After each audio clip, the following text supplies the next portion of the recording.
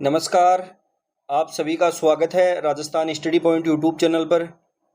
आज इस वीडियो में हमें इंडियन जियोग्राफी के एक महत्वपूर्ण टॉपिक है भारत की जो वन व वनस्पति है इसके बारे में पढ़ेंगे। भारत की जो वनस्पति है इसके बारे में राजस्थान की एग्ज़ाम में अभी तक जितने भी क्वेश्चन पूछे गए हैं उन सभी को हल करेंगे। तो शुरू करते हैं वीडियो। वनस्पति जो है यह क्या होती है? तो वनस्पति है यह प्राकृतिक रूप से पाए जाने वाले जो पेड़ पौधे होते हैं इनको वनस्पति है वह कहा जाता है। प्राकृतिक रूप से पाए जाने वाले पेड़ पौधे हैं इनको वनस्पति है वह कहा जाता है, जिसमें मानव का कोई भी हस्तक्षेप है वह नहीं होता है। वनस्पति है इसको प्रभावित करने वाले कारक हैं वह कौन कौन से होते हैं? तो वनस्पति को प्रभावित करने वाले कारकों में हम सबसे पहले पढ़ते हैं ऊंचावच। ऊंचावचों में हमें पर्वतीय क्षेत्रों में विभिन्न ऊंचाई पर विभिन्न प्रकार की वनस्पतियां हैं वह पाई जाती हैं। तो वनस्पति को ऊंचावच हैं ये प्रभावित करते हैं। पर्वतीय क्षेत्रों में विभिन्न जो ऊंचाई है इस पर विभिन्न प्रकार की वनस्पतियां हैं वह पाई जाती है। समतल मैदान होते हैं यहाँ पर वनस्पति है वह अधिक पाई जाती है। उबड़ खाबड़ जो पर्वतीय क्षेत्र होते हैं या उबड़ खाबड़ जो मैदानी क्षेत्र होते हैं वहाँ पर वनस्पति है वह कम पाई जाती है। तटवर्ती क्षेत्र हैं यहाँ पर विशेष वनस्पति पाई जाती है जो मैंग्रोव वनस्पति है वह कहलाती है। इसके बाद में मृदा है यह वनस्पति को कैसे प्रभावित करती है? तो जहाँ मृदा उपजाऊ होगी वहाँ पर वनस्पति का विकास है वह अधिक होगा, ये आप सभी जानते हैं। जहाँ पर मृदा उपजाऊ होगी वहाँ पर वनस्पति का विकास है वह अधिक होगा, वहाँ पर वनस्पति है वह अधिक संघन होगी। इस एग्जाम्पल के तौर पर बात करें तो जलोढ़ मृदा जो है यह एक अत्यधिक उपजाऊ मृदा है जहाँ पर वनस्पति का विकास है वह अधिक होता है। शुष्क मृदा है यहाँ पर कौन सी वनस्पति होती है? तो यहाँ पर कांटेदार वनस्पति होती है। लेटेराइट मृदा है इसमें सदाबहार वन है वह यहाँ पर मिलते हैं। तो मृदा है यह जितनी उपजाऊ होगी वहाँ पर वनस्पति का उतना ही ज़्यादा विकास होगा। जलोढ़ मृदा के अंदर वनस्पति का विकास अधिक होता है। शुष्क मृदा होती है वहाँ पर कांटेदार वनस्पति पाई जाती है। लेटेराइट मृदा होती है यहाँ पर सदाबहार जो वनस्पति है यह मिलती है। इसके बाद में वनस्पति को प्रभावित करने वाले जो कारक हैं इसमें हमें सूर्य का प्रकाश देखते हैं। सूर्य के प्रकाश की सहायता से वनस्पति जो है यह प्रकाश संश्लेषण का कार्य करती है, ये आप सभी जानते हैं। सूर्य के प्रकाश की सहायता से वनस्पति जो है यह प्रकाश संश्लेषण का कार्य करती है। इसी कारण हिमालय के दक्षिण भाग पर वनस्पति का विकास है वह अधिक होता है। इसके बाद में जलवायु है वह वनस्पति को कैसे प्रभावित करती है? तो हमने पीछे जब पिछला टॉपिक पढ़ा था तो उसमें पढ़ा था जलवायु जो है इसके दो प्रमुख तत्व होते हैं, एक तो होता है तापमान और एक होता है वर्षा। तो तापमान है यह वनस्पति को कैसे प्रभावित करता है? जो तापमान जहाँ पर उच्च तापमान होता है वहाँ पर उष्णकटिबंधीय वनस्पति है वह मिलती है। एग्जाम्पल की बात करें तो सागवान, साल, चंदन और शीशम। और जहाँ पर तापमान कम होता है वहाँ पर शीतोष्ण कटिबंधीय वनस्पति है वह मिलती है, जैसे फर, स्प्रूस और चीड़। ये वनस्पतियां हैं वे कम तापमान जहाँ पर होता है वहाँ पर होती हैं, और जहाँ पर अधिक तापमान होता है वहाँ पर उष्ण कटिबंधीय वनस्पतियां हैं वह पाई जाती हैं। अब वर्षा है यह वनस्पति को कैसे प्रभावित करती है? तो जिस स्थान पर वर्षा 200 सेंटीमीटर से ज़्यादा होती है वहाँ पर वनस्पति पाई जाती हैं सदाबहार वनस्पतियाँ। जिस क्षेत्र में 200 सेंटीमीटर से ज़्यादा वर्षा होती है वहाँ पर सदाबहार वनस्पतियाँ पाई जाती हैं। जिस क्षेत्र में 75 से 200 सेंटीमीटर तक वर्षा होती है वहाँ पर वनस्पतियाँ पाई जाती हैं पतझड़ वनस्पति या पर्णपाती वनस्पति भी इनको कहते हैं।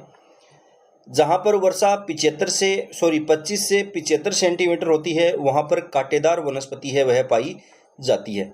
और जिन क्षेत्रों के अंदर 25 सेंटीमीटर से भी कम वर्षा होती है वहाँ पर मरुद्भिद वनस्पति है वह पाई जाती है, इसको जीरोफाइट भी बोला जाता है।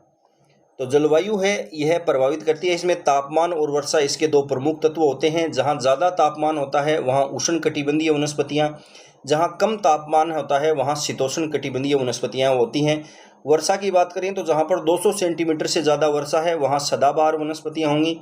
जहाँ पर 75 से 200 सेंटीमीटर वर्षा है वहाँ पतझड़, 25 से 75 सेंटीमीटर है वहाँ पर कांटेदार, और 25 सेंटीमीटर से कम वर्षा होती है वहाँ पर मरुद्भिद जीरोफाइट वनस्पतियां हैं वह पाई जाती हैं। अब हमें भारत में जो वनों का प्रकार है इसके बारे में पढ़ते हैं। भारत के अंदर वर्षा तापमान आदि के आधार पर जो वन है इनको 5 भागों में बांटा जाता है। एक तो पर्वतीय वन, उष्णकटिबंधीय पतझड़ या पर्णपाती वन, उष्णकटिबंधीय कांटेदार वन, सदाबहार वन और मैंग्रोव वनस्पति।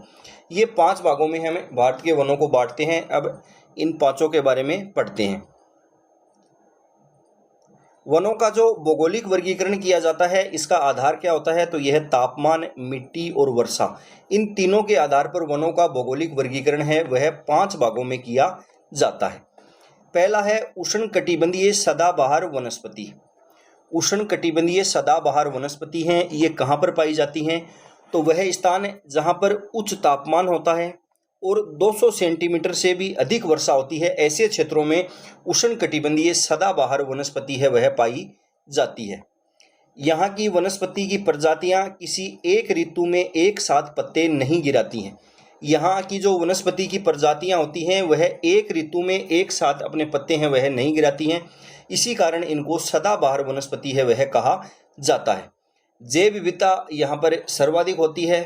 कौन कौन से क्षेत्र हैं जहाँ पर भारत के अंदर उष्णकटिबंधीय सदाबहार वनस्पतियाँ हैं वह मिलती हैं, तो कौन कौन सा क्षेत्र हो गया, पश्चिमी घाट, उत्तरी पूर्वी राज्य, अंडमान निकोबार, ये क्षेत्र हैं। यहाँ पर भारत के अंदर उष्णकटिबंधीय सदाबहार वनस्पतियाँ हैं वह मिलती हैं।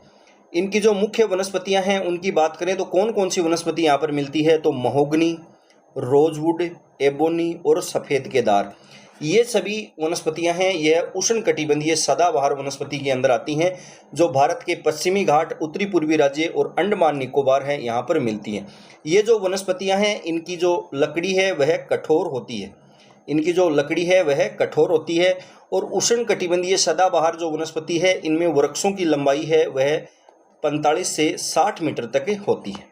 45 से 60 मीटर तक इनकी ऊंचाई है वह होती है।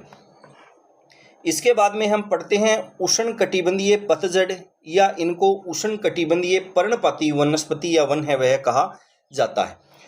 उष्णकटिबंधीय जो पतझड़ वनस्पति है इसको मानसूनी वन भी कहा जाता है, मानसूनी वन भी इनको कहते हैं, तो ये भी आप याद रखना।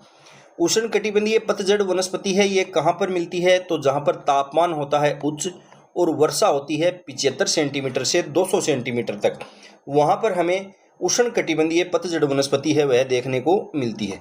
ये वनस्पतियां हैं यह ग्रीष्म ऋतु में एक साथ अपने पत्ते गिराती हैं। उष्णकटिबंधीय जो पतझड़ वनस्पतियां हैं ये ग्रीष्म ऋतु के अंदर एक साथ अपने पत्तों को गिराती हैं और वाणिज्यिक रूप से ये उपयोगी होती है।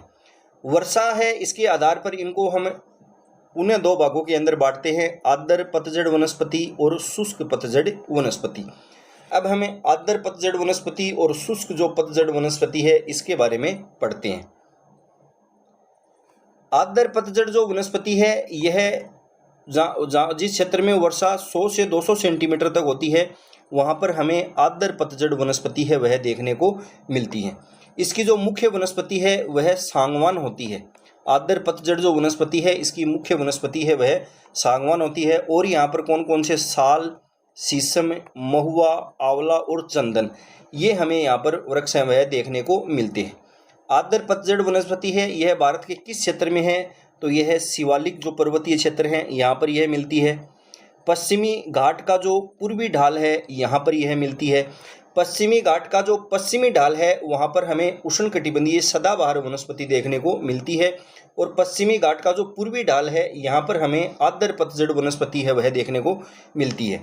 इसके बाद में पूर्वी घाट, उत्तरी पूर्वी राज्य, ओडिशा और पश्चिम बंगाल, ये भारत के क्षेत्र हैं जहाँ पर आर्द्र पतझड़ वनस्पति है वह पाई जाती है। इसके बाद में हम पढ़ते हैं शुष्क पतझड़ वनस्पति के बारे में। शुष्क पतझड़ जो वनस्पति है यह कहाँ पर होती है, तो जहाँ पर वर्षा 75 सेंटीमीटर से 100 सेंटीमीटर तक हो वहाँ पर शुष्क पतझड़ वनस्पति है वह देखने को मिलती है। इस वनस्पति की जो मुख्य प्रजाति है वह होती है साल। और यहाँ पर कौन कौन से मुख्य वृक्ष हैं वह मिलते हैं, तो यहाँ पर तेंदू मिलता है, पलास, अमलतास, खेर, पीपल और नीम, ये सभी वृक्ष हैं वह शुष्क पतझड़ वनस्पति है यहाँ पर पाए जाते हैं। कौन कौन से क्षेत्र हैं भारत के जहाँ पर शुष्क पतझड़ वनस्पति है वह पाई जाती है, तो पंजाब, हरियाणा, उत्तर प्रदेश, मध्य प्रदेश, महाराष्ट्र पूर्वी राजस्थान है, यहाँ पर भी शुष्क पतझड़ वनस्पति पाई जाती है। कर्नाटक, छत्तीसगढ़, केरल, तेलंगाना और आंध्र प्रदेश जो क्षेत्र हैं यहाँ पर भारत में शुष्क पतझड़ वनस्पति है वह पाई जाती है।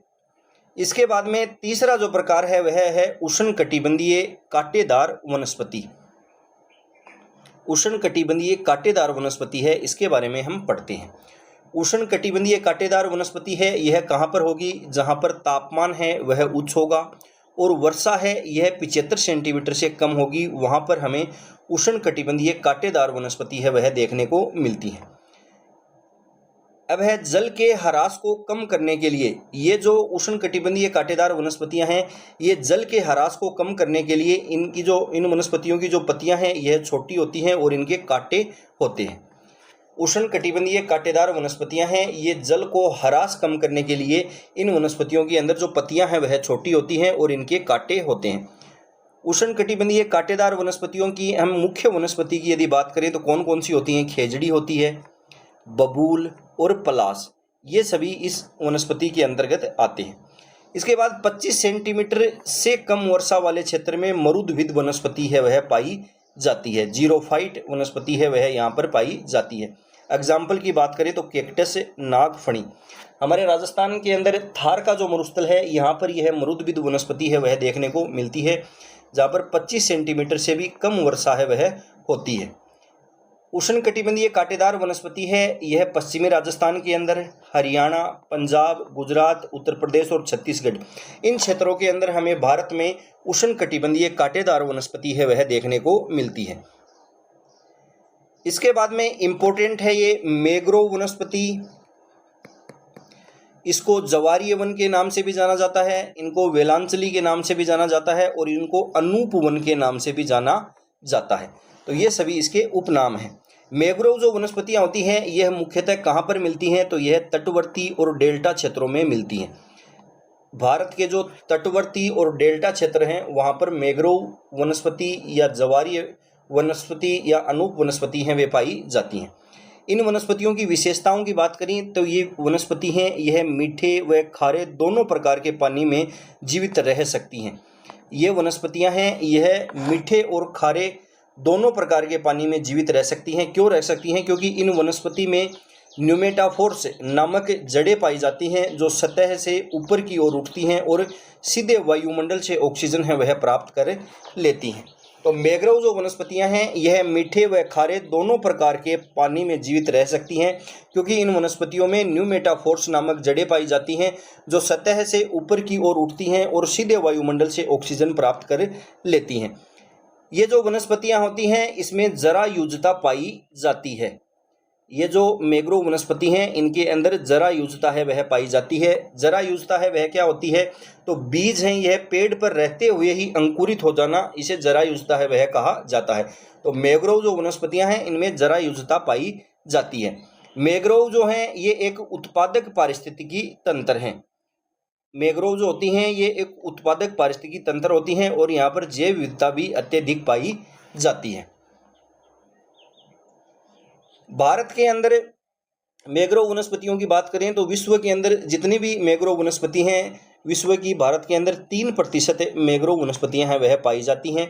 भारत में सुंदरी नामक मैंग्रोव जो वनस्पतियां हैं यह पाई जाती हैं। सुंदरी नामक मैंग्रोव जो वनस्पतियां हैं यह यहाँ पर पाई जाती हैं। इसके बाद कौन कौन से क्षेत्र हैं जहाँ पर ये पाई जाती हैं? तो गुजरात का तटीय प्रदेश, महाराष्ट्र का तटीय प्रदेश, गोवा, कर्नाटक, तमिलनाडु, आंध्र प्रदेश, उड़ीसा, पश्चिम बंगाल, अंडमान व निकोबार। तो तटीय और डेल्टाई प्रदेश हैं, यहाँ पर ये वनस्पतियाँ हैं वह पाई जाती हैं। इसके बाद में हम पढ़ते हैं पर्वतीय वनस्पति। पर्वतीय जो वनस्पतियाँ होती हैं यह पर्वतीय क्षेत्रों में ऊंचाई के साथ तापमान कम होता है, इसे विभिन्न ऊंचाई पर भिन्न भिन्न वनस्पतियाँ हैं वह पाई जाती हैं। पर्वतीय वनस्पतियाँ जो हैं इसमें क्या होता है? पर्वतीय क्षेत्रों में जब ऊंचाई पर जाते हैं तो तापमान है इसमें कमी आती है, जिससे विभिन्न ऊंचाई पर भिन्न भिन्न वनस्पतियाँ हैं वह पाई जाती हैं। इनको भी हमें जो पर्वतीय वनस्पतियाँ हैं इनको 4 भागों में बांटकर पढ़ते हैं। 0 से 1000 मीटर तक कौन सी वनस्पतियाँ पाई जाती हैं? तो उष्णकटिबंधीय आतर पतझड़ वनस्पतियाँ हैं वह पाई जाती हैं। 1000 से 2000 मीटर की ऊंचाई पर उपोष्ण कटिबंधीय पर्वतीय वन है वे पाए जाते हैं। 2000 से 3000 मीटर की ऊंचाई पर कोणधारी वन है वह पाए जाते हैं और 3000 से 4000 मीटर की ऊंचाई पर अल्पाइन वन है वह पाए जाते हैं।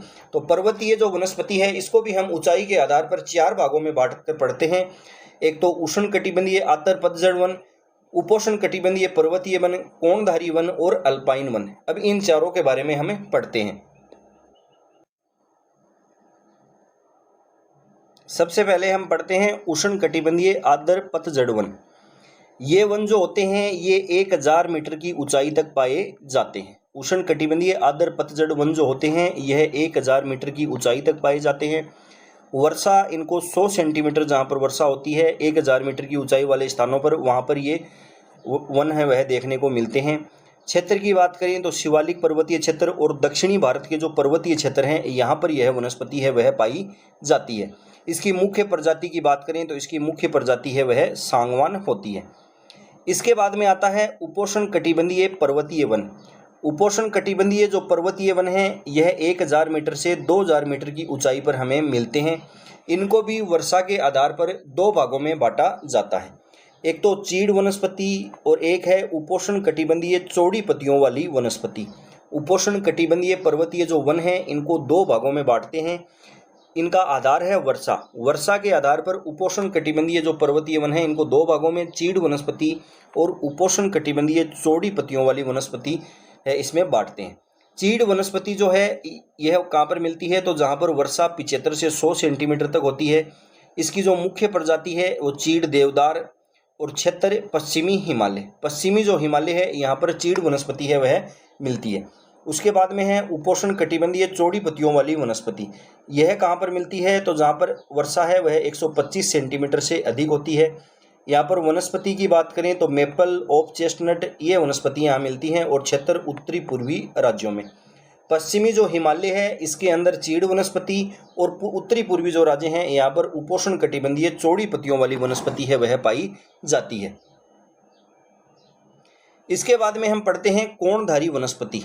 कोणधारी वनस्पति जो है यह कहाँ पर मिलती है तो 2000 मीटर से लेकर 3000 मीटर तक की ऊंचाई का जो क्षेत्र है यहाँ पर कोणधारी वनस्पति है वह देखने को मिलती है। ये जो वनस्पतियाँ हैं इनकी लकड़ी है वह कोमल होती है और यह वाणिज्यिक रूप में इसका उपयोग है वह किया जा सकता है। मुख्य वनस्पतियों की बात करें तो मुख्य वनस्पतियाँ हैं वह कौन कौन सी हैं, इसमें तो फर, स्पर्श और चीड़ ये सभी कोणधारी वनस्पति है इसकी मुख्य वनस्पतियां हैं। दक्षिणी भारत के अंदर जो कोणधारी वनस्पति है इसको 16 वन के नाम से जाना जाता है। ये भी इम्पोर्टेंट है, आप याद रखना। दक्षिणी भारत में जो ये कोणधारी वनस्पति है इनको 16 वन के नाम से जाना जाता है। अब हम पढ़ते हैं अल्पाइन वनस्पति के बारे में। अल्पाइन जो वनस्पति है यह 3000 से 4000 मीटर तक की ऊंचाई तक के जो पर्वतीय क्षेत्र होते हैं वहाँ पर ये मिलती है और यहाँ पर तापमान भी कम होता है और वर्षा भी कम होती है। इस ऊंचाई पर छोटे पेड़ पौधे व शीतोष्ण कटिबंधीय घास के मैदान का विकास है वह होता है। इसकी मुख्य जो वनस्पतियां हैं अल्पाइन की इसकी बात करें तो लाइकेन, मास, जुपिटर और हनीसकल ये सभी हैं वह इसकी मुख्य वनस्पतियां हैं। तो ये सभी आप याद रखना। अब हमें वनों का जो प्रशासनिक वर्गीकरण है इसके बारे में पढ़ते हैं। वनों का जो प्रशासनिक वर्गीकरण है यह 3 भागों के अंदर किया जाता है। आरक्षित वन, संरक्षित वन और अवर्गीकृत वन, इन 3 भागों में इनको बांटा जाता है। आरक्षित जो वन होते हैं इसमें सरकार का इन पर पूर्ण नियंत्रण है वह होता है और यहाँ पर जो सभी मानवीय गतिविधियाँ होती हैं इन पर रोक होती है। आरक्षित वन है यहाँ पर शिकार, पशुचारण, पेड़ कटाई यहाँ पर पूर्ण प्रतिबंध इन पर होता है और ये 53% भाग पर पाए जाते हैं। इसके बाद में है संरक्षित वन। संरक्षित वन जो है यहाँ पर सीमित मानव गतिविधियां हैं इनको अनुमति है वह दी जाती है। एग्जाम्पल के लिए लकड़ी काटना और जो पशुचारण है इस पर छूट दी जाती है और ये 29% भाग पर पाए जाते हैं। अवर्गीकृत जो वन होते हैं यहाँ पर सभी गतिविधियां हैं इनके अंदर छूट दी जाती है और ये 18% भाग पर पाए जाते हैं। अब हमें भारतीय संविधान द्वारा जो वनों का वर्गीकरण किया गया है इसके बारे में पढ़ते हैं। 3 भागों में किया गया है। एक तो राजकीय वन, एक सामुदायिक वन, एक व्यक्तिगत या निजी वन। राजकीय वन है वह क्या होते हैं तो ये वन राज्य सरकार के संरक्षण व नियंत्रण में होते हैं। राजकीय वन और यह कुल वनों का कितना प्रतिशत है, तो 95% ये कुल वनों का है राजकीय वन। अब है सामुदायिक वन। सामुदायिक वन जो होते हैं, इन वनों का प्रशासन व नियंत्रण जो स्थानीय निकाय होते हैं इनके द्वारा किया जाता है और ये कुल वनों का 3% होते हैं। उसके बाद में आते हैं व्यक्तिगत या निजी वन। ये निजी स्वामित्व के वन होते हैं और ये 2% कुल वनों का होते हैं।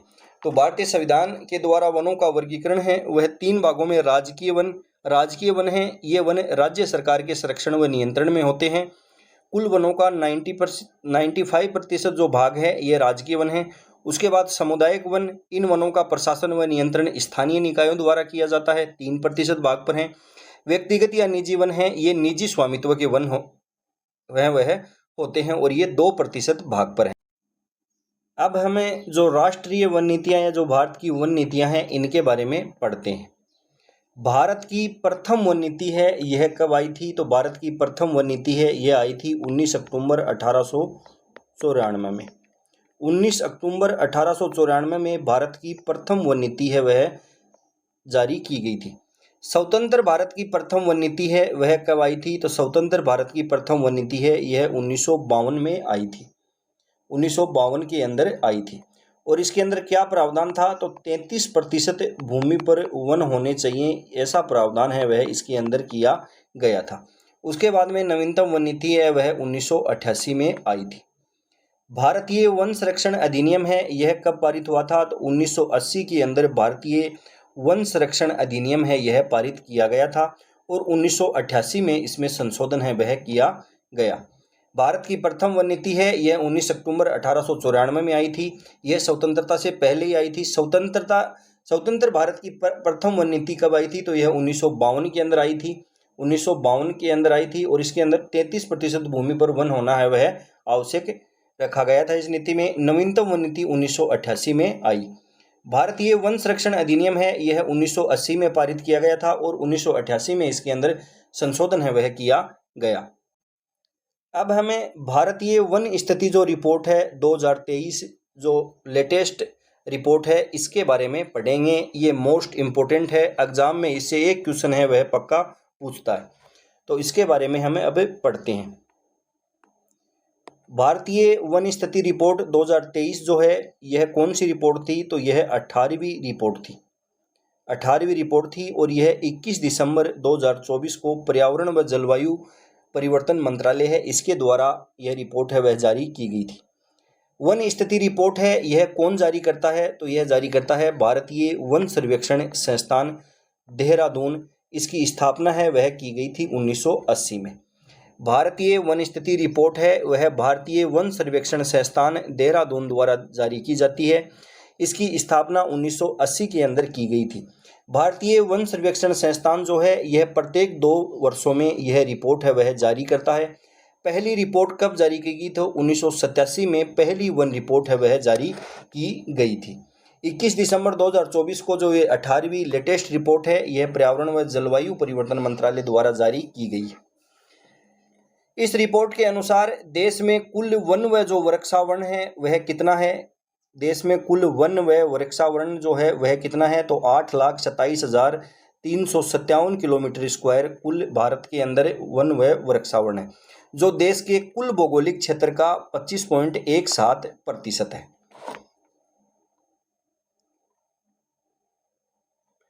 वनावरण या वन क्षेत्र की यदि हम बात करें तो यह इसका क्षेत्रफल है वह कितना है, तो 7,15,343 किलोमीटर स्क्वायर क्षेत्र पर वनावरण या वन क्षेत्र है और यह कुल जो भौगोलिक क्षेत्रफल है इसका कितना प्रतिशत है, तो 21.76% है। इसके अंदर वृद्धि है वह दर्ज की गई है 156 किलोमीटर स्क्वायर।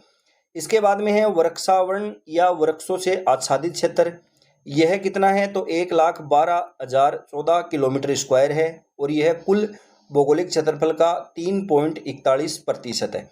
इसके अंदर वृद्धि है वह कितनी की गई है, तो 1,289 किलोमीटर स्क्वायर की वृद्धि है इसके अंदर दर्ज की गई है। वनावरण और वृक्षावरण कुल की बात करें तो कितने क्षेत्रफल पर हैं, तो 8,27,357 किलोमीटर स्क्वायर क्षेत्रफल पर हैं और कुल भौगोलिक क्षेत्रफल का कितना प्रतिशत है, तो 25.71% है। इनके अंदर वर्दी है वह 1445 वर्ग किलोमीटर है, वह इसमें वर्दी है वह दर्ज की गई है। तो वनावरण है यह 21.76%, वृक्षावरण है यह 3.41%। वनावरण और वृक्षावरण की बात करें दोनों की तो ये 25.71% भाग पर स्थित है। अब हमें वन व वृक्ष आवरण में सर्वाधिक वर्दी वाले राज्य हैं उनकी बात करते हैं। वन और वृक्ष दोनों के अंदर सर्वाधिक वर्दी है वह कौन से राज्यों के अंदर हुई है? तो सर्वाधिक वर्दी पहले नंबर पर छत्तीसगढ़ में, फिर उत्तर प्रदेश में, फिर ओडिशा के अंदर और फिर राजस्थान में। इन 4 राज्यों में सर्वाधिक वर्दी है वह दर्ज की गई है। ये वन और वृक्ष दोनों में है। अब हम वनावरण में अधिकतम वर्दी वाले राज्य हैं उनकी बात करें तो मिजोरम, गुजरात और ओडिशा। वन व वृक्ष आवरण में सर्वाधिक वर्दी वाले राज्य छत्तीसगढ़, उत्तर प्रदेश, ओडिशा और राजस्थान हैं। वनावरण में अधिकतम वर्दी वाले राज्य हैं वह मिजोरम, गुजरात और ओडिशा है। इसके बाद में हमें क्षेत्रफल की दृष्टि से सर्वाधिक वन व वृक्ष आवरण है वह कौन से राज्य के अंदर है? तो क्षेत्रफल की दृष्टि से सर्वाधिक वन व वृक्ष आवरण है यह मध्य प्रदेश में है। मध्य प्रदेश के बाद में अरुणाचल प्रदेश में है। अरुणाचल प्रदेश के बाद में महाराष्ट्र में है। मध्य प्रदेश है यहाँ पर 85,724 किलोमीटर स्क्वायर पर है। अरुणाचल प्रदेश है यहाँ पर 67,083 किलोमीटर स्क्वायर पर। महाराष्ट्र है यहाँ पर 65,383 किलोमीटर स्क्वायर पर वन व वृक्ष आवरण है। तो क्षेत्रफल की दृष्टि से सर्वाधिक वन व वृक्ष आवरण है वह कौन से राज्य में है? तो मध्य प्रदेश में है। मध्य प्रदेश के बाद में ये अरुणाचल प्रदेश में है। अरुणाचल प्रदेश के बाद में महाराष्ट्र है। तो ये तीनों आप याद रखना। अब क्षेत्रफल की दृष्टि से सर्वाधिक वनावरण वाले राज्य हैं उनको देखते हैं। क्षेत्रफल की दृष्टि से सर्वाधिक वन व वृक्ष आवरण वाले राज्य अभी हमने देखे हैं और अब हम क्षेत्रफल की दृष्टि से सर्वाधिक वनावरण वाले राज्य हैं वह देखते हैं। वनावरण के अंदर मध्य प्रदेश और अरुणाचल प्रदेश और उसके बाद छत्तीसगढ़। तो यहाँ पर महाराष्ट्र की जगह छत्तीसगढ़ है वह हो जाएगा। तो ये आप याद रखना।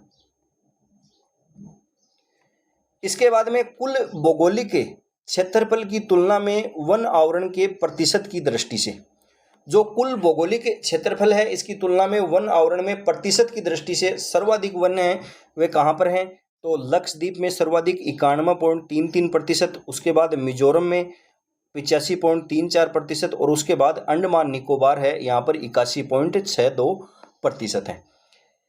अब कुछ फैक्ट हैं, ये 33% से अधिक भौगोलिक क्षेत्र वनावरण के राज्य या केंद्र शासित प्रदेश हैं वह कौन से हैं? जिनके अंदर 33% से अधिक भौगोलिक क्षेत्र वनावरण है वह पाया जाता है। तो ये कितने हैं? 19 राज्य या केंद्र शासित प्रदेश है। 75% से अधिक वनावरण वाले राज्य या केंद्र शासित प्रदेश हैं वह कितने हैं? तो ये हैं 8। कौन कौन से हैं? मिजोरम, लक्षद्वीप, अंडमान निकोबार, अरुणाचल प्रदेश, नागालैंड, मेघालय, त्रिपुरा और मिजोरम, जिनके अंदर 75% से भी अधिक वनावरण है। और 33% से अधिक भौगोलिक क्षेत्र वनावरण वाले कितने हैं? तो यह 19 राज्य या केंद्र शासित प्रदेश है और 75 से अधिक हैं वे 8 हैं। कुल कच्छ वनस्पति जो आवरण है वह कितना है? तो यह 4,992 किलोमीटर स्क्वायर है। देश में बांस धारित जो क्षेत्र है इसका विस्तार कितना है? तो यह 1,54,670 किलोमीटर स्क्वायर है। इसके बाद में हम पढ़ते हैं कार्बन स्टॉक। कार्बन जो स्टॉक है इसको कार्बन पुल भी कहा जाता है। कार्बन जो स्टॉक है इसको कार्बन पुल भी कहा जाता है। कार्बन स्टॉक है वह क्या होता है? तो किसी विशेष पारिस्थितिकी तंत्र में संग्रहित कार्बन की जो मात्रा है उसे कार्बन स्टॉक कहा जाता है और इसको कार्बन पुल के नाम से भी जानते हैं। वर्तमान के अंदर भारत के जो वन हैं इनमें कुल कार्बन स्टॉक है वह कितना है? तो यह 7,285.5 मिलियन टन है, जिसमें 81.5 मिलियन टन की है वह पिछली बार की तुलना में वृद्धि है वह देखी गई है। सर्वाधिक कार्बन स्टॉक वाले राज्य हैं वह कौन से हैं? तो सर्वाधिक कार्बन स्टॉक वाले राज्य हैं वह अरुणाचल प्रदेश, मध्य प्रदेश, छत्तीसगढ़ और महाराष्ट्र। ये 4 राज्य हैं जिनके अंदर सर्वाधिक कार्बन स्टॉक है।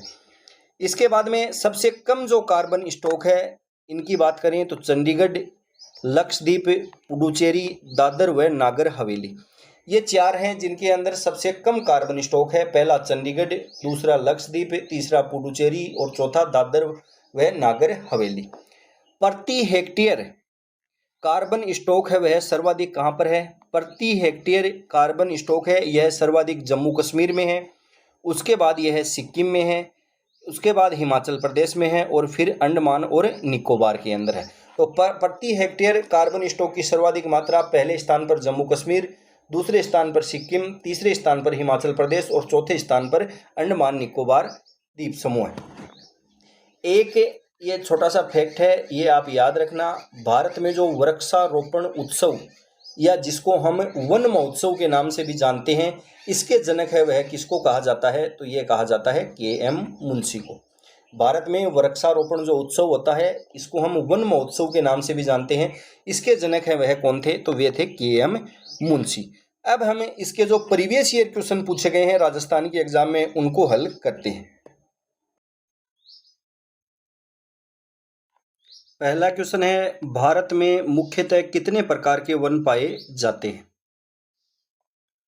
भारत के अंदर मुख्यतः कितने प्रकार के वन पाए जाते हैं? ऑप्शन दे रखे हैं 3, 5, 7 और 4। तो इनमें से कौन सा ऑप्शन है वह सही होगा? कौन सा ऑप्शन सही होगा? इसमें ऑप्शन नंबर 2 है वह सही होगा। भारत के अंदर मुख्यतः भौगोलिक यदि वर्गीकरण करते हैं हम वनों का तापमान, मिट्टी और वर्षा के आधार पर, तो भारत में 5 प्रकार के वन पाए जाते हैं। कौन कौन से हैं? उष्णकटिबंधीय सदाबहार वन पाए जाते हैं, सदाबहार वन पाए जाते हैं, पर्वतीय वन पाए जाते हैं, कांटेदार वन,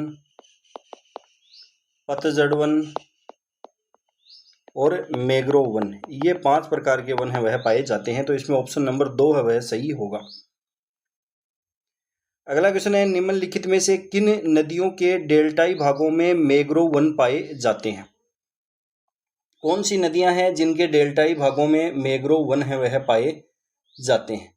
कौन सा ऑप्शन है वह इसके अंदर सही होगा? ऑप्शन दे रखे हैं गंगा, गोदावरी और कृष्णा। कौन कौन सी नदियों के डेल्टाई भागों में मैंग्रोव वन है वह पाए जाते हैं? तो इसमें कौन सा ऑप्शन सही होगा? ऑप्शन दे रखे हैं केवल 1, 1, 2 और 3, 1 और 3 और 1 और 2। इसमें ऑप्शन नंबर 2 है वह सही होगा। मैंग्रोव वन या इनको अनूप वन भी बोला जाता है, वेलांचली वन भी इनको बोला जाता है। कौन कौन सी नदियों के डेल्टाई भागों में पाए जाते हैं? तो ये गंगा ब्रह्मपुत्र नदी, गंगा ब्रह्मपुत्र नदी है, इनके डेल्टाई भागों में पाए जाते हैं। गोदावरी नदी, कृष्णा नदी, कावेरी नदी और महानदी, इन नदियों के डेल्टाई भागों के अंदर ये वन है वह पाए जाते हैं। अगला क्वेश्चन है, सुमेलित कीजिए। एक तरफ वनस्पति का प्रकार दे रखा है और एक तरफ मुख्य वृक्ष है वह दे रखे हैं, रोजवुड, सांगवान, बबूल और सुंदरी। तो इसके अंदर उष्णकटिबंधीय शुष्क पर्णपाती वन है, इसमें कौन सा आएगा? उष्णकटिबंधीय शुष्क पर्णपाती जो वन है इसके अंदर कौन सा होगा? तो इसमें होगा सांगवान। मैंग्रोव वन है, इसके अंदर कौन सा होगा? तो ये होगा सुंदरी वन। उष्णकटिबंधीय कंटीले वन, उष्णकटिबंधीय कंटीले वन है, इसके अंदर कौन सा होगा? तो इसमें होगा बबूल। उष्णकटिबंधीय अर्ध सदाबहार वन है, इसमें कौन सा होगा? इसमें होगा रोजवुड, इसके अंदर होगा रोजवुड। तो ए में होगा 2, ए में होगा 2 और बी में होगा 4। ए में 2, बी में 4 और सी में 3। तो इसमें ऑप्शन नंबर 2 है वह सही होगा। ऑप्शन नंबर 2 है वह इसके अंदर सही होगा। अगला क्वेश्चन है, उष्णकटिबंधीय वर्षा वन कहाँ पाए जाते हैं? उष्णकटिबंधीय वर्षा वन है ये कहाँ पर पाए जाते हैं? ऑप्शन दे रखा है अंडमान और निकोबार द्वीपों में, बिहार में, जम्मू और कश्मीर में और हिमाचल प्रदेश में। तो उष्णकटिबंधीय वर्षा वन जो हैं ये कहाँ पर पाए जाते हैं? कौन सा ऑप्शन है वह इसमें सही होगा? ऑप्शन नंबर 1 है वह सही होगा। अंडमान और निकोबार जो द्वीप हैं यहाँ पर उष्णकटिबंधीय वर्षा वन है वह पाए जाते हैं। उष्णकटिबंधीय वर्षा वन जो है यह उष्णकटिबंधीय सदाबहार जो वन होते हैं इन्हीं को बोला जाता है। उष्णकटिबंधीय सदाबहार जो वन होते हैं इन्हीं को बोला जाता है। ये कहाँ कहाँ पर पाए जाते हैं? अंडमान निकोबार में पाए जाते हैं, पश्चिमी घाट है यहाँ पर पाए जाते हैं, असम है इसके ऊपरी भागों में ये वन है वह पाए जाते हैं। असम के ऊपरी भागों में ये वन है वह पाए जाते हैं। अगला क्वेश्चन है, सागवान निम्नलिखित भारतीय वनों में से किस वन की अहम किस्म है? सागवान जो है यह भारतीय वनों में से किस वन की अहम किस्म है? ऑप्शन दे रखे हैं, शुष्क पर्णपाती वन, आर्द्र पर्णपाती वन, उष्ण कंटीले वन और पर्वतीय वन। तो इसके अंदर कौन सा ऑप्शन है वह सही होगा? उष्ण कटिबंधीय जो पतझड़ वन या उष्ण कटिबंधीय जो पर्णपाती वन है इनको हम बांटते हैं दो भागों में। इनको दो भागों में हम बांटते हैं, एक तो उष्ण कटिबंधीय आर्द्र पतझड़ वन, आर्द्र पतझड़ वन, और एक उष्ण कटिबंधीय शुष्क पतझड़ वन, शुष्क पतझड़ वन। इन दो भागों में इनको बांटा जाता है। पतझड़ वन है इसकी जो मुख्य वनस्पति होती है वह होती है साल, और आर्द्र पतझड़ वन है इनकी जो मुख्य वनस्पति होती है वह होती है सागवान। सागवान जो है यह आर्द्र पतझड़ वन जो वनस्पति है इसकी मुख्य वनस्पति है वह होती है। तो इसमें कौन सा ऑप्शन सही होगा? ऑप्शन नंबर 2, आर्द्र पर्णपाती या आर्द्र पतझड़ वन जो है इनकी मुख्य किस्म है वह होती है सागवान। अगला क्वेश्चन है, निम्नलिखित में से कौन से एक क्षेत्र में मैंग्रोव वन नहीं है? कौन सा क्षेत्र है जिसमें मैंग्रोव वन नहीं है? अंडमान और निकोबार द्वीप समूह है, पश्चिमी बंगाल का सुंदरवन, महानदी और गोदावरी डेल्टा, केरल का तटीय प्रदेश। तो कौन सा है जहां पर ये मैंग्रोव वन है ये नहीं पाए जाते हैं? तो ये केरल का जो तटीय प्रदेश है यहाँ पर नहीं पाए जाते हैं। ऑप्शन नंबर 4 है वह सही होगा। उसके बाद में है, भारत में ज्वारीय वन उप प्रकार संबंधित है। भारत के अंदर ज्वारीय वन जो है यह उप प्रकार संबंधित है। ऑप्शन दे रखे हैं, अल्पाइन वन से, शुष्क उष्ण कटिबंधीय वन से, आर्द्र उष्ण कटिबंधीय वन से और पर्वतीय शीतोष्ण वन से। तो कौन सा ऑप्शन है वह इसके अंदर सही होगा? कौन सा ऑप्शन है वह इसके अंदर सही होगा? ऑप्शन नंबर 3 है वह सही होगा, आर्द्र उष्ण कटिबंधीय वन से। अगला है, भारत के किस प्रदेश में उष्ण कटिबंधीय वर्षा वन मिलते हैं? कौन सा प्रदेश है जहां पर उष्ण कटिबंधीय वर्षा वन या उष्ण कटिबंधीय सदाबहार वन है वह मिलते हैं? ऑप्शन दे रखे हैं, मालवा का पठार, कर्नाटक, पूर्वी घाट और उत्तर पूर्वी भारत। कौन सा ऑप्शन सही होगा इसमें? ऑप्शन नंबर 4 है वह सही होगा, उत्तर पूर्वी भारत। अगला है, निम्नलिखित में से किस राज्य के वनों का वर्गीकरण अर्ध उष्ण कटिबंधीय के रूप में किया जाता है? अर्ध उष्ण कटिबंधीय के रूप में कौन से राज्य के वनों का वर्गीकरण किया जाता है? ऑप्शन दे रखे हैं, केरल, मध्य प्रदेश, तमिलनाडु और कर्नाटक। कौन सा ऑप्शन है वह इसके अंदर सही होगा? ऑप्शन नंबर 2 है वह सही होगा, मध्य प्रदेश।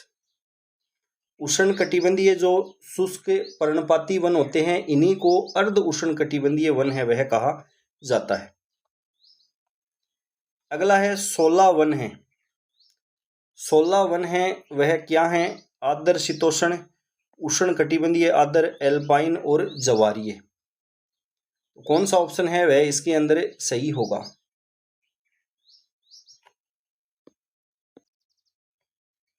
सोलह वन जो हैं ये कोणधारी जो वन होते हैं इनको दक्षिणी भारत में 16 वन के नाम से जाना जाता है। 16 वन है यह आर्द्र शीतोष्ण वन है। ऑप्शन नंबर 1 है वह सही होगा। अगला क्वेश्चन है, शंकुधारी वनों में वृक्षों की एक महत्वपूर्ण प्रजाति इनमें से कौन सी है? शंकुधारी जो वन होते हैं इसमें वृक्षों की एक महत्वपूर्ण प्रजाति इनमें से कौन सी है? ऑप्शन दे रखे हैं, तुलसी, अदरक, देवदार और काला जीरा। तो कौन सा ऑप्शन है वह इसके अंदर सही होगा? ऑप्शन नंबर 3 है वह सही होगा, देवदार। अगला है, पश्चिमी हिमालय संसाधन प्रदेश के प्रमुख संसाधन हैं वन, धात्विक खनिज, कार्बनिक खनिज और आणविक खनिज। कौन सा ऑप्शन सी होगा? Option number 1 one. अगला है निम्नलिखित में से किस प्रकार के वन भारत में सर्वाधिक प्रतिशत क्षेत्र में विस्तृत है? निम्नलिखित में से किस प्रकार के वन हैं वह भारत के अंदर सर्वाधिक क्षेत्र पर विस्तृत है? कौन सा ऑप्शन सही होगा? उपोष्ण कटिबंधीय पाइन या चीड़, शंकुधारी, उष्ण कटिबंधीय सदाबहार, उष्ण कटिबंधीय शुष्क पतझड़। कौन सा ऑप्शन है वह इसके अंदर सही होगा? तो इसमें ऑप्शन नंबर 4 है वह सही होगा। उष्ण कटिबंधीय शुष्क पर्णपाती या उष्ण कटिबंधीय शुष्क पतझड़ वन है, यह भारत के अंदर सर्वाधिक जो प्रतिशत है इसके अंदर विस्तृत है। अगला क्वेश्चन है कौन सा सही सुमेलित है? ये आंदोलन दे रखे हैं और एक तरफ इनका जो नेतृत्व करने वाले हैं इनके बारे में दे रखा है। पहला है खेजड़ी आंदोलन, अमरता देवी, यह सही सुमेलित है। चिपको आंदोलन, गोरा देवी, चिपको आंदोलन गोरा देवी, यह भी सही है। एपिको आंदोलन कर्नाटक, यह भी सही है। तो ये तीनों ही कथन है वह सत्य हैं। ऑप्शन नंबर 4 है वह इसके अंदर सही होगा। अगला है चिपको आंदोलन के प्रणेता हैं। चिपको आंदोलन है इसके प्रणेता हैं वह कौन है? ऑप्शन दे रखे हैं हेमवती नंदन बहुगुणा, सुंदरलाल बहुगुणा, मदर टेरेसा और महात्मा गांधी। कौन सा ऑप्शन है वह इसमें सही होगा? ऑप्शन नंबर 2 है वह इसके अंदर सही होगा, सुंदरलाल बहुगुणा। चिपको आंदोलन की यदि हम बात करें तो चिपको आंदोलन है इसकी शुरुआत कहाँ से हुई थी? चमोली जिला। चमोली जिला जो है यह वर्तमान के अंदर उत्तराखंड में स्थित है। उस समय यह जिला है वह उत्तर प्रदेश के अंदर था। चमोली जिले के अंदर 1970 में चिपको आंदोलन है इसकी शुरुआत होती है और इसका नेतृत्व है वह किसके द्वारा किया जाता है? तो यह किया जाता है सुंदरलाल बहुगुणा। सुंदरलाल बहुगुणा है इनके द्वारा नेतृत्व है वह किया जाता है। और अन्य इसके अंदर जो भाग लेने वाले थे उनकी बात करें तो कॉमरेड गोविंद सिंह रावत, कॉमरेड गोविंद सिंह रावत हैं वह इससे संबंधित थे। चंडी प्रसाद भट्ट, चंडी प्रसाद भट्ट और श्रीमती गोरा देवी, श्रीमती गोरा देवी, ये सभी हैं वह इस आंदोलन से संबंधित थे। अगला है पर्यावरण को बचाने के लिए चिपको आंदोलन का संबंध किस राज्य से है? पर्यावरण को बचाने के लिए चिपको आंदोलन का संबंध है वह किस राज्य से है? तो यह है वर्तमान की बात करें तो उत्तराखंड। ऑप्शन नंबर 4 है वह सही होगा। चमोली जिला उत्तराखंड है, यहां पर हुआ था चिपको आंदोलन। अगला क्वेश्चन है सुश्री मेधा पाटकर का संबंध निम्न में से किससे है? मेधा पाटकर हैं इनका संबंध है वह किससे हैं? वैज्ञानिक अनुसंधान, जल संरक्षण, पर्यावरण संरक्षण और भूमि सुधार। कौन सा ऑप्शन है वह इसके अंदर सही होगा? ऑप्शन नंबर 3 है वह सही होगा, पर्यावरण संरक्षण। मेधा पाटकर जो हैं इन्होंने नर्मदा बचाओ आंदोलन की शुरुआत है वह की थी। नर्मदा बचाओ आंदोलन की शुरुआत है वह इनके द्वारा की गई थी। अगला क्वेश्चन है भारत में भारतीय वन सर्वेक्षण का मुख्यालय कहाँ स्थित है? भारत के अंदर भारतीय वन सर्वेक्षण का मुख्यालय है वह कहाँ पर स्थित है? तो यह स्थित है देहरादून में। ऑप्शन नंबर 1 है वह सही होगा। अगला क्वेश्चन है पिचवर्म मैंग्रोव किस राज्य में स्थित है? पिचवर्म मैंग्रोव जो वनस्पति है यह कौन से राज्य के अंदर है? तो यह है तमिलनाडु राज्य के अंदर। तमिलनाडु का कुड्डालोर जो जिला है यहाँ पर यह पिचवर्म मैंग्रोव वनस्पति है यह पाई जाती है। अगला क्वेश्चन है निम्न में से कौन सा एक शंकुधारी वन का वृक्ष नहीं है? कौन सा इसमें से एक शंकुधारी वन का वृक्ष नहीं है? ऑप्शन दे रखे हैं स्प्रूस, लार्च, फर और महोगनी। कौन सा ऑप्शन है वह इसके अंदर सही होगा? ऑप्शन नंबर 4 है वह सही होगा, महोगनी। महोगनी जो है यह एक उष्ण कटिबंधीय सदाबहार वन है, इसका एक वृक्ष है वह होता है। उष्ण कटिबंधीय सदाबहार जो वन है इसका एक मुख्य वृक्ष है वह होता है महोगनी।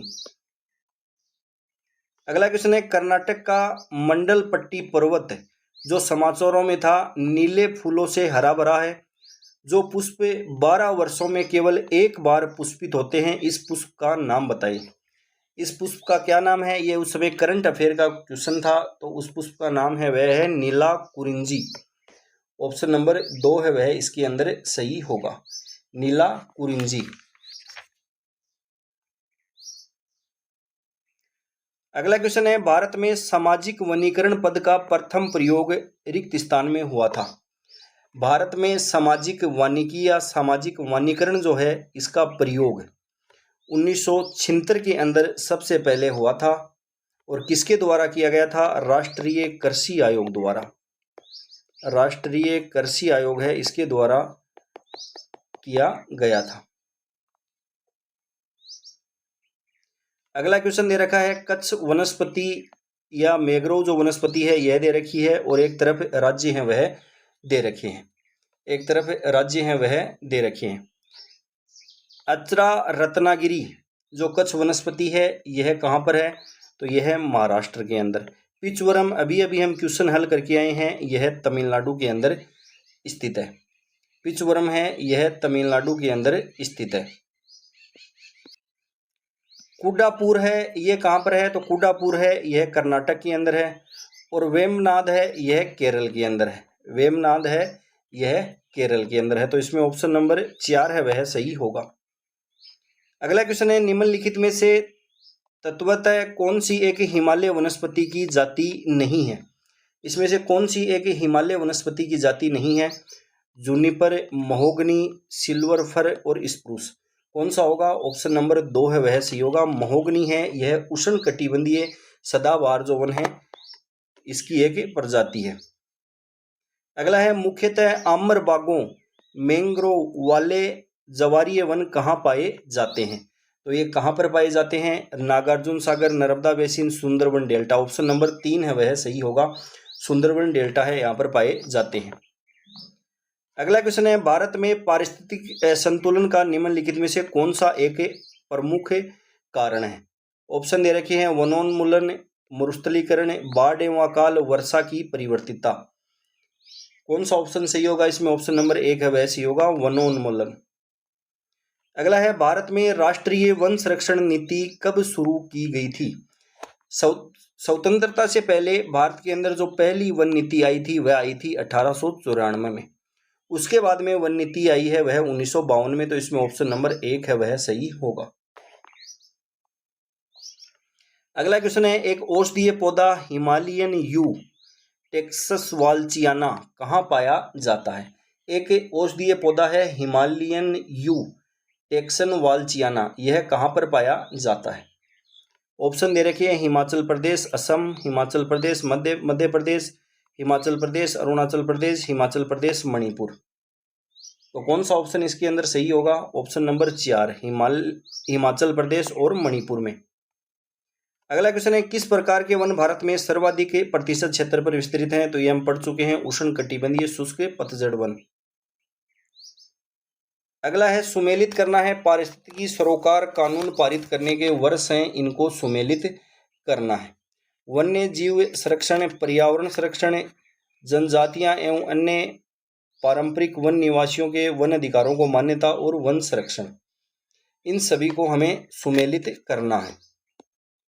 वन संरक्षण जो अधिनियम है यह कब आया था? यह आया था 1988 में। इसके बारे में हम पढ़ चुके हैं, 1988 में यह आया था।